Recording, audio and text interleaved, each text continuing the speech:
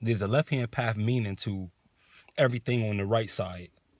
For instance, you have the word altar, altar, where people go down to pray, where they go to invoke their deities, where they go as a congregation, a group, to lift up their petitions, their concerns, to lift these up to the deity that they attribute their power to.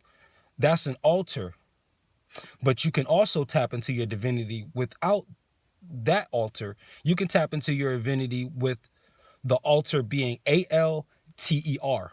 Your altar, your change. To alter means to change. alter.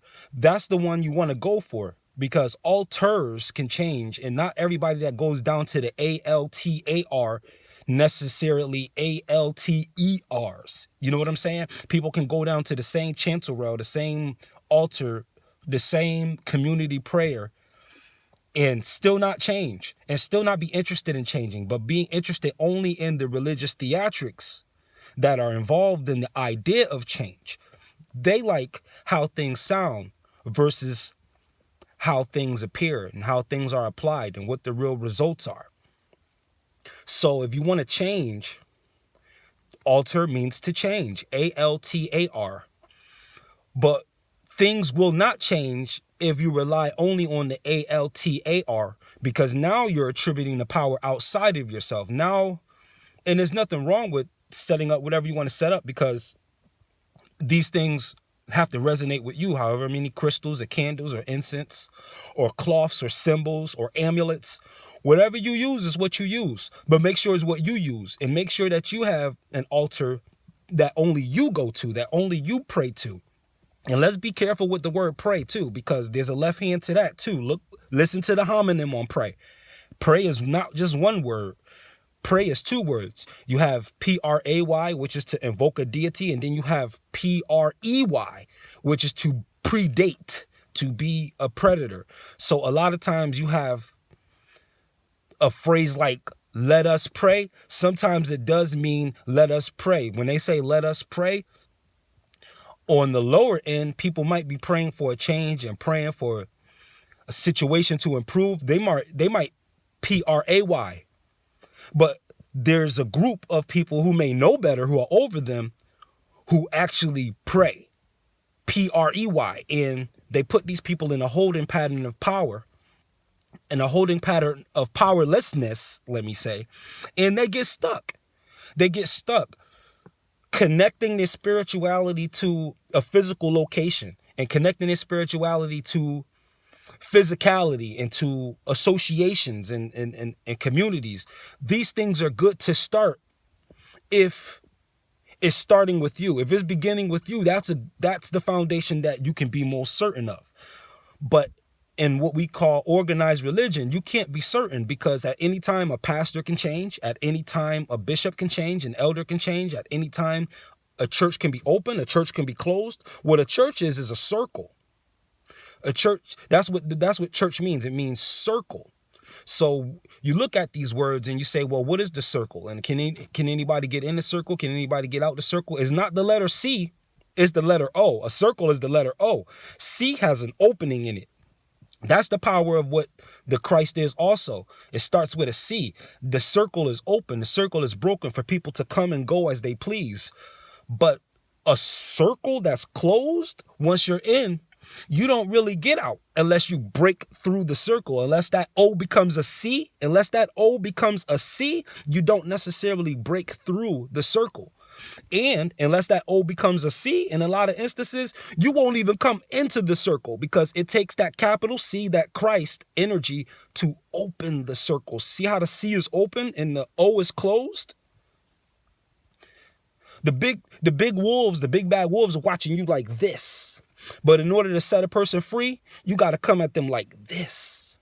You have to have your circle open. You have to have your circle open. You have to have an open heart, an open mind. But what's associated with a lot of organized religion, so to speak, can be a lot of closed-mindedness, a lot of the O, a lot of closed-mindedness, a lot of not being expansive and not wanting to grow. That can happen. So look at these terminologies and just go ahead and examine them for what they are. Another one is pastor. Pastor is also Passedher. Pastor has everything to do with the patriarchal energy. And when you go back in a lot of these histories, it was the patriarchal energy that actually was a corruption of the true divinity. The true divinity started with the womb, also known as the universe of creation. The universe itself, the allness, the darkness, from which all things spring, in which all things are suspended and held in balance, and all things are held together securely on a foundation, that had everything to do with the divine feminine. That had everything to do with the mother goddess energy. That had everything to do with the birth, the womb, the mother nature. The whole idea of femininity has everything to do with housing, to house a baby before it's born, and to house the baby once it's born, and the caretaking of that baby. But with the patriarchal energy, it is not that. The patriarchal energy is of the hunter. So we went as a people spiritually from being housing to being hunters. And you can hunt all you want, but if you don't have housing, there's nowhere to take the food. You have to eat the food in the plain. And you can ask any cheetah in Africa just how difficult it is to eat a meal once you catch it when you won't have anywhere to bring it. You'd have to eat it right there. And what happens is stronger things will come and more things will come and feast on your meal. Unwarranted. The vultures will swoop down unwarranted. A lion will come. Hyenas will come unwarranted. And what the cheetah makes up for in speed, it lacks in strength and power to deal with these other species of animals that also are hungry.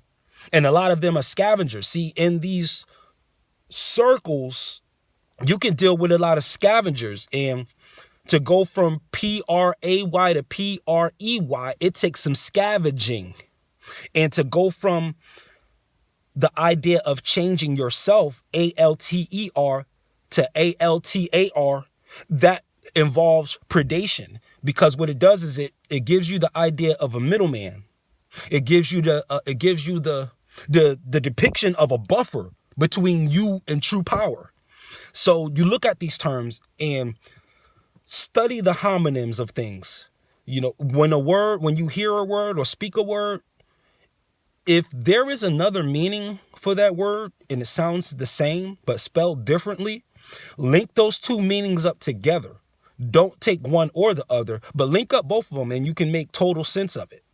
This is the power of the homonym, which is also where I believe they get homily, which is to sermonize, to speak, to preach, to teach. That's in the field known as the homiletics. But in that homiletics, you can have some perversions within the homily where the joke is on everybody who's falling for the other spelling. Everybody who P-R-A-Y's praise could be laughed at by those who P-R-E-Y, because the people who P-R-E-Y understand what P-R-A-Y is because they're more read, they're more learned, they're more experienced, and they set this up. A whole structure has been set up to possibly hold us in a spiritual holding pattern of powerlessness. But because the ceremony can be so enticing and so attracting and so inviting and even dare I say so addictive, that you can be stuck in a holding pattern of powerlessness. So think about that term pastor and think about how many men passed her. Yeah, there was women with more credentials, women with more knowledge, women with more education, women with a better background, women with better experience, but they get passed. He passed her because he was praying, P-R-E-Y-I-N-G. He was praying on her. So he was able to move her out the way. So you don't have the sense of feminine power and feminine authority that deserves and needs to be displayed in society, because you have this patriarchal energy, and the patriarchal energy has been around for so long that now that females are starting to understand and starting to embrace, and now that the universe is starting to push in the divine feminine, now we look at it as something bad. Oh, here comes the divine feminine. Oh no, we can't have that. Yes, we need that because we started with that. We need that. What was in the way the whole time in the brainwashing that we've been under for millennia was part of the patriarchy. It was the patriarchy. And all the women, goddesses, and deities, and all the master teachers who were female, they were deemed witches, which is a perversion. But no, those women, okay, the history behind witches is that the word witch actually means wise person, or dare I say, wise woman. That was what the term meant, and it meant something quite other than what it means now. That meant in those days, and far back into the past, in our ancestors' time, the witch was the oracle. That's all she was. She was the oracle. She was the counselor. She was the healer. She was the medicine woman. She was the caretaker.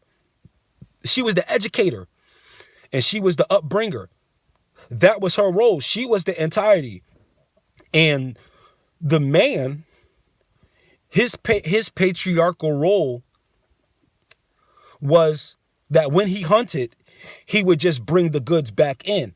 And then men who were examined and approved by the goddesses, by the original divine energy, they were given positions of power.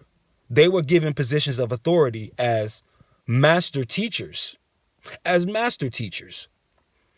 So when a man becomes a master teacher, he has to attribute that to feminine energy, because in order to teach effectively, you have to have a strong sense of empathy, because without empathy, there'll be no resonating. How are people going to resonate with you when you don't feel people? Your message is going to be based on how people feel, because feelings matter.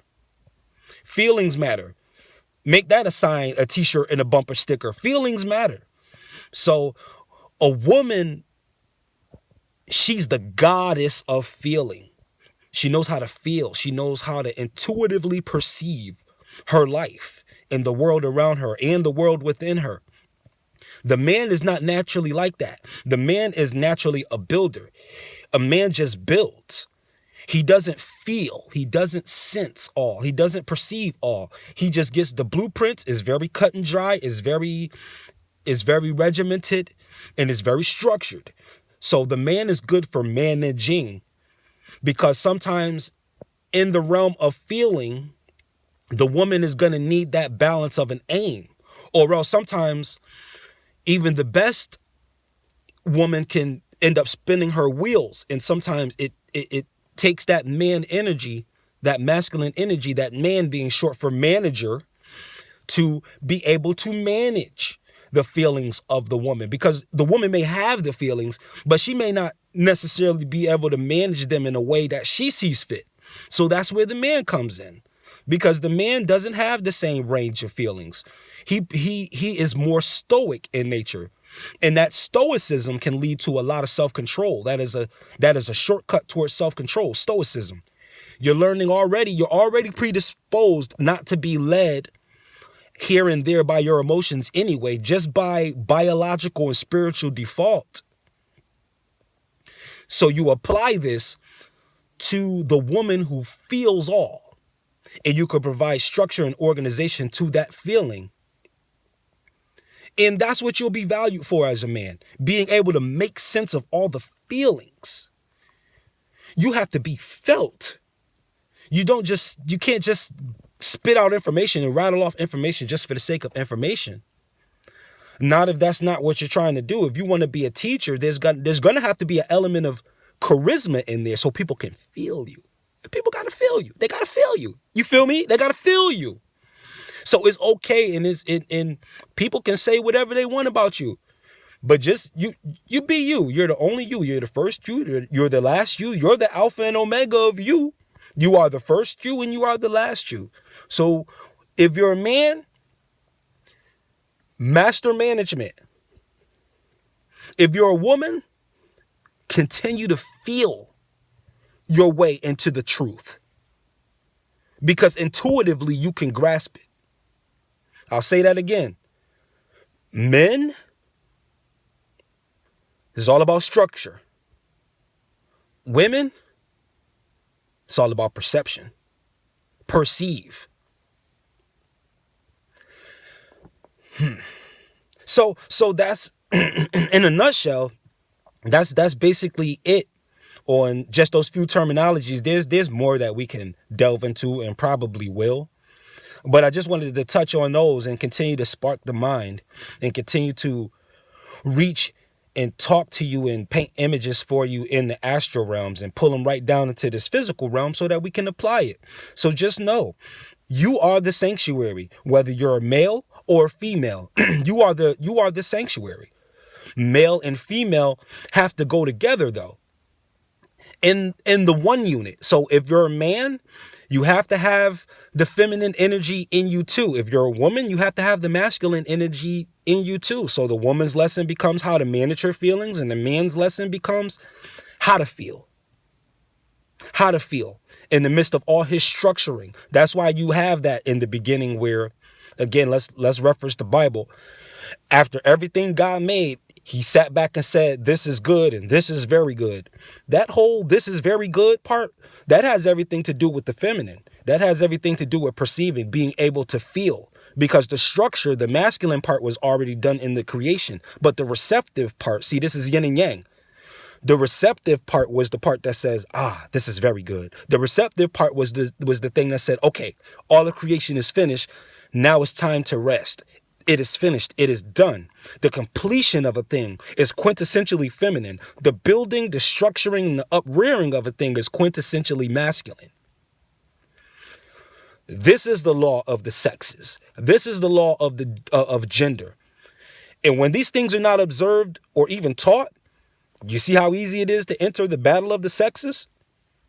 There should never have been a battle between the sexes. But we made it cool. The battle of the sexes, the man was saying, woman, stay in your place. We are the talkers. We are the rulers. You are our property. And then the woman came back and said, we're independent. We don't need you. We don't need a man. Both sides are wrong. We need each other. We need each other. We need each other's energy. Even if you're alone as a person and you don't have that opposite component in your life, you still have to master both energies. You still have to know how to create and receive. You still have to know how to do that. And if you know how to give and receive properly, then yes, you have the masculine and feminine energies pretty much figured out.